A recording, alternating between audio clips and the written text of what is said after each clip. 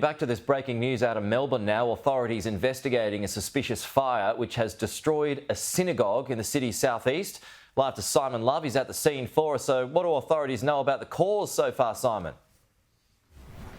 Well, Pete, police have deemed this fire suspicious. At around 4 a.m, emergency crews were called here to the corner of Oak Avenue and Glenira Road. Now, this is the Adass Israel Synagogue. It is a fixture of the community here in Ripponlea, and it is currently a crime scene as the emergency crews mop up the scene. You can see that the windows, the glass windows, have been broken in, and there are police also investigating reports that someone came to this premises and set fire, poured petrol and set fire out the front. Now, that is a preliminary report that is still being investigated. So police still treating this as suspicious. They've confirmed that 2 people inside were injured with non-life-threatening injuries. We have heard from Fire Rescue Victoria crews here at the scene. There was no fire spread other than to the building of origin. The damage inside is quite significant. It did go throughout, but crews are now going inside, checking for hotspots and fire extension. 2 people that were evacuated with minor injuries, but it's now with Victoria Police, as it has been deemed suspicious. I'm joined here at the scene by Gabby Kaltman, who's a prominent figure here in the Jewish community. Rabbi, this is no doubt going to cause quite some pain for the community. Oh, absolutely. To wake up to this news is just shocking. It's frightful. A synagogue being targeted at the wee hours of the morning, people inside, windows being broken, fuel being spilt, fires being lit. As you can see, you can smell it. The damage is just horrendous. This is a hub, it's a bastion for all members of the Jewish community here in Melbourne. You can come in, have a coffee, pray, learn something, have a chat with somebody. It's an incredible, beautiful community, and we're all reeling.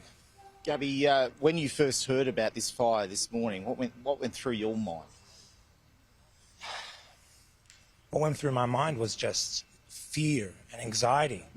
And this is the fear and anxiety and the hurt that a lot of my community have been feeling for now over a year. And for a place of worship to be attacked, this is our worst fears coming true. I know it's a tight-knit community, right? You're leader of the synagogue in nearby St Kilda. You would have no doubt spoken to the leaders here. How are they going? Especially, have you heard about those that were inside this synagogue earlier this morning at all, Gabby? So, of course, they've been rocked. They're in this is their worst nightmare.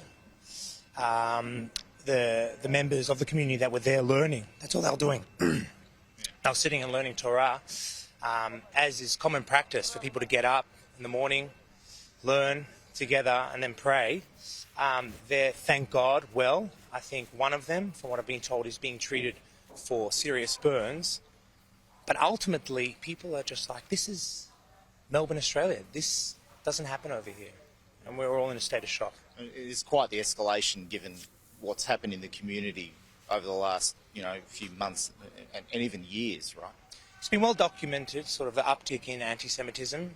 What the latest figures show is there is about an 800% increase in anti-Semitic attacks towards the Jewish community.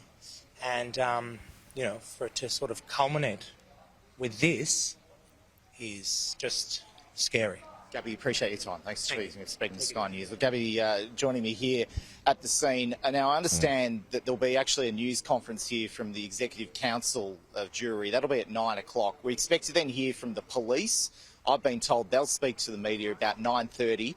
And I'm also told at 10 a.m, the Senator for Victoria, James Patterson, and also the local member here, David Southwick. He was actually in Sydney overnight. He's jumped on a plane very quickly because of this incident, and he will be here to speak with his community. So there'll be quite a reaction, Pete. Sure. Yep, OK. Simon, thank you.